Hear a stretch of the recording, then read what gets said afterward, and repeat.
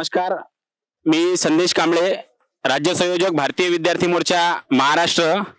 भारतीय विद्यार्थी मोर्चाच्या माध्यमातून जे DMER व DHS आहे यांच्या माजी सैनिकांच्या जागा कन्वर्ट करण्यात याव्या यासाठी बेमुदत धरणे आंदोलन दिनांक 10 तारखेपासून आम्ही इथे आझाद मैदानावर करत आहोत। आजचा आमचा धरणे आंदोलनाचा चौथा दिवस आहे, तरी सुद्धा आम्हाला शासन प्रशासनाकडून कोणीच भेटायला आलेलं नाही आहे।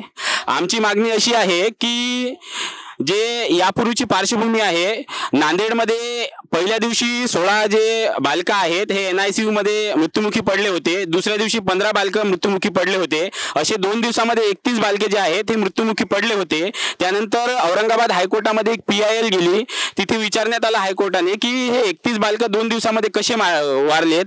तर शासन प्रशासनाने नालायकीने उत्तर दिले की आमच्याकडे स्टाफ नसल्यामुळे हे जे नवजात बालक आहेत हे मेलेले आहेत। तेव्हा हायकोर्टाने त्यांना फटकार लावले की तुमच्याकडे जेवढ्याही जागा रिक्त आहेत त्या जागा लवकरात लवकर भराव्यात। त्यानंतर मे 2023 मध्ये DMER जे directorate of medical education and research हे जे जागांची भरती करतं त्याच्या माध्यमातून 4113 जागांची भरती करण्यात आली। त्याच्यामध्ये 15% जे रिझर्वेशन आहे हे माजी सैनिकांचे होते, म्हणजे 600 जागा आहेत या माजी सैनिकांच्या आहेत। तर त्या माजी सैनिकांपैकी जे 3 व्यक्ती आहेत ते कोर्टामध्ये गेलेत। तर आमची मागणी अशी होती की त्या ज्या 5 जागा आहेत या 5 जागा त्यांच्यासाठी राखून ठेवण्यात याव्या व बाकी ज्या 595 जागा आहेत या 595 जागा कन्वर्ट कराव्यात। पण जे DMER आहे, DMER ला आम्ही वारंवार पत्रव्यवहार केला तरी सुद्धा ते जागा कन्वर्ट करत नाही आहे। याआधी सुद्धा भारतीय विद्यार्थी मोर्चाने 3 चरणांमध्ये आंदोलन केले। पहिलं जे चरण आहे 21 मे ला संपूर्ण राज्यभरामध्ये जिल्हा स्तरावर आम्ही निवेदन देण्याचा कार्यक्रम केला।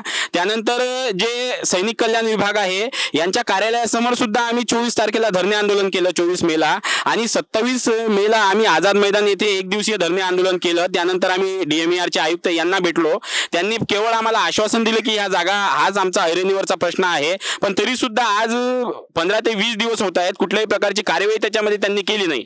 आता या संदर्भामध्ये मी सांगू इच्छितो की हे जे जजमेंट आहे हे औरंगाबाद बेंचचं जजमेंट आहे।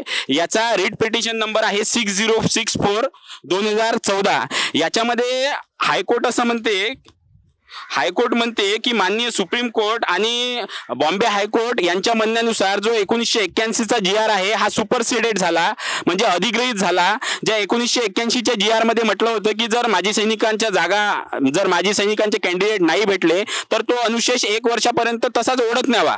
परंतु 1999 चा शासन निर्णय निघाला, त्या 1999 च्या शासन निर्णयामध्ये असं म्हटलं गेलं आहे की जर माजी सैनिकांची किंवा कुठल्याही पॅरलल रिझर्वेशनचे समांतर आरक्षणाचे जर कॅन्डिडेट अवेलेबल नसतील तर त्या जे जागा आहेत व्हर्टिकल रिझर्वेशन मध्ये मेरिटनुसार कन्वर्ट करून भरण्यात याव्यात।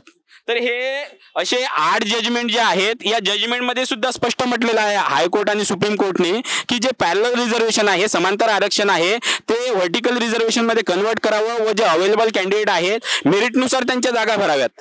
आणि हा 1999 चा GR सुद्धा आहे। तर हे दोन्ही सुद्धा डॉक्युमेंट असून याच्या आधारावर जे DMER चे आयुक्त आहेत हे DMER चे आयुक्त ह्या जागा कन्वर्ट करू शकतात। पण तरी सुद्धा हे आयुक्त जे आहेत कुठल्याही प्रकारची याच्यावर कार्यवाही करत नाही आहेत। त्याचप्रमाणे जे DHS आहे, डिस्ट्रिक्ट हेल्थ सर्व्हिस, जे सार्वजनिक आरोग्य विभाग आहे, यांच्या सुद्धा आयुक्तांना आम्ही भेटायला गेलो, धीरज कुमार यांना, पण धीरज कुमार यांनी आम्हाला कुठल्याही प्रकारे एंटरटेन केलं नाही, आमच्यासोबत चर्चा केली नाही, आम्हाला गेट आउट म्हटलं। असे असंवेदनशील जे अधिकारी आहेत या पदावर बसलेले आहेत अशा अधिकाऱ्यांना त्वरित बडतर्फ करावं।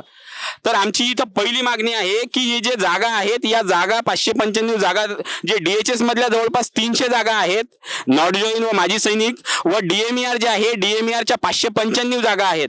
तर या दोन्ही जवळपास 900 जागा आहेत, या 900 जागा त्वरित कन्वर्ट कराव्यात अशी आमची पहिली मागणी आहे। दुसरी मागणी आमची अशी आहे की जे DMER चे आयुक्त आहेत माननीय निवतकर साहेब व जे DHS चे आयुक्त आहेत धीरज कुमार, स्टाफच्या कमतरतेमुळे जेवढेही मृत्यू या महाराष्ट्रामध्ये झाले असतील त्या सर्व मृत्यूसाठी यांना जबाबदार धरण्यात यावं व यांच्यावर सदोष मनुष्यवधाचा गुन्हा दाखल करण्यात यावा। व आमची अशी तिसरी मागणी आहे इथं की आज तुम्ही बघत आहात की जे बेरोजगार आहेत दर दिवसाला 37 बेरोजगार आत्महत्या करतात। आता हे जे विद्यार्थी आहेत, काही विद्यार्थी आमच्या कॉन्टॅक्टमध्ये आहेत, हे लढत आहेत, पण जर एखादा विद्यार्थी जर डिमोटिवेट होऊन जर त्यांनी काही जीवाचं बरं वाईट केलं, त्याला जबाबदार कोण राहणार? तर त्यासाठी आमची शासनाला मागणी आहे की हे जे DHS व DMERचे दोन्ही आयुक्त आहेत, यांच्यावर सदोष मनुष्यवधाचा गुन्हा दाखल करावा, जे स्टाफच्या कमतरतेमुळे मृत्यू होतात, व त्याचप्रमाणे यांच्यामधून जर काही झालं तर त्याला सुद्धा जबाबदार इथे त्यांना धरण्यात यावं. धन्यवाद. DMERच्या जागा कन्वर्ट करा. अरे DMER तात्काळ नियुक्ती द्या. DHS तात्काळ नियुक्ती द्या. अरे अशा अकार्यक्षम अधिकाऱ्यांना बडतर्फ करा. अरे DMER व DHSच्या अकार्यक्षम अधिकाऱ्यांना बडतर्फ करा. DMER व DHSच्या आयुक्त